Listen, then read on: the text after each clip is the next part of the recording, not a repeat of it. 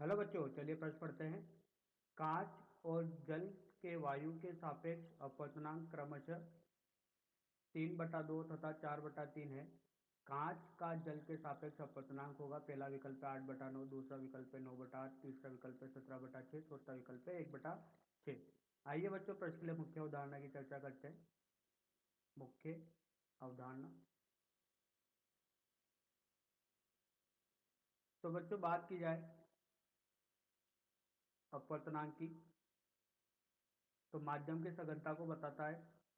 देखिए, इसको समझते हैं। यहाँ पर ये माध्यम एक और ये माध्यम दो।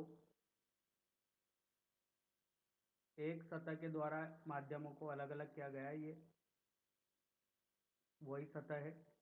जब किरण,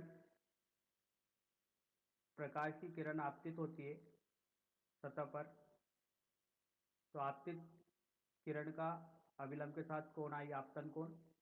जब किरण एक माध्यम से दूसरे माध्यम में जाती है तो ये अभिलंब की ओर मुड़ जाती है। इस प्रकार मैंने माना गया कि ये विरल माध्यम है और ये सघन माध्यम है। जब प्रकाश की किरण विरल से सघन में जाती है तो अभिलंब की ओर मुड़ जाती है। यहाँ पर ये आर कोण अपवर्तन कोण है। तो बच्चों, माध्यम एक का अपवर्तनांक लेते हैं μ1 और माध्यम दो का अपवर्तनांक लेते हैं μ2। μ1 निर्वात के सापेक्ष माध्यम एक का अपवर्तनांक है। μ2 निर्वात के सापेक्ष माध्यम दो का अपवर्तनांक है। अब बच्चों, स्नेल के नियम से देखते हैं। स्नेल के नियम से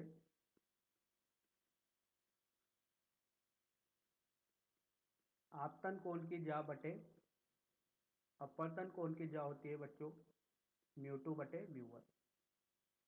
अब देखिए बच्चों, यहाँ पर μ2 अपॉन μ2/μ1 ये सापेक्ष अपवर्तनांक,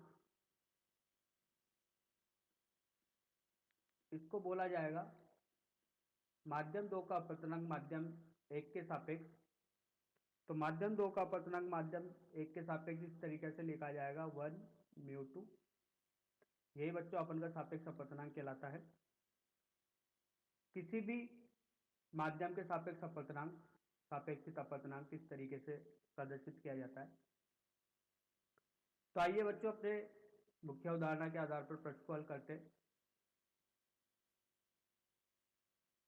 कांच और जल के वायु के सापेक्ष अपवर्तनांक। तो वायु के सापेक्ष कांच का अपवर्तनांक 3/2। इसी तरीके से दिया गया है वायु के सापेक्ष जल का अपवर्तनांक 4/3। अब बच्चों, सापेक्षित अपवर्तनांक की बात करनी है। सापेक्षित अपवर्तनांक, वो सापेक्षित अपवर्तनांक अपन को बताना है। प्रश्न में बताया गया है कि कांच का जल के सापेक्ष, कांच का अपवर्तनांक बताना है जल के सापेक्ष। तो बच्चों, इसको इस तरीके से लिखेंगे, जल का अपवर्तनांक और कांच का अपवर्तनांक। तो वायु के सापेक्ष इसको निरपेक्ष अपवर्तनांक बोलते हैं बच्चों। ये तो है सापेक्षित अपवर्तनांक, ये निरपेक्ष अपवर्तनांक है वायु के सापेक्ष या निर्वात के सापेक्ष जो दिया जाता है। तो बच्चों, कांच का अपवर्तनांक यहां पर लिखेंगे जल का अपवर्तनांक। ये निरपेक्ष अपवर्तनांक है। सामान्यतः निर्वात या वायु के साथ इसको मापा जाता है, लेकिन ये यहाँ पर कांच का अपवर्तनांक है जल के सापेक्ष। तो बच्चों, इसका मान लिखते हैं 3/2 बटे 4/3।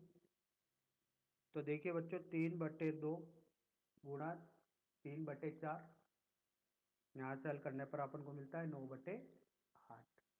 आइए बच्चों, सही विकल्प का चयन करते हैं।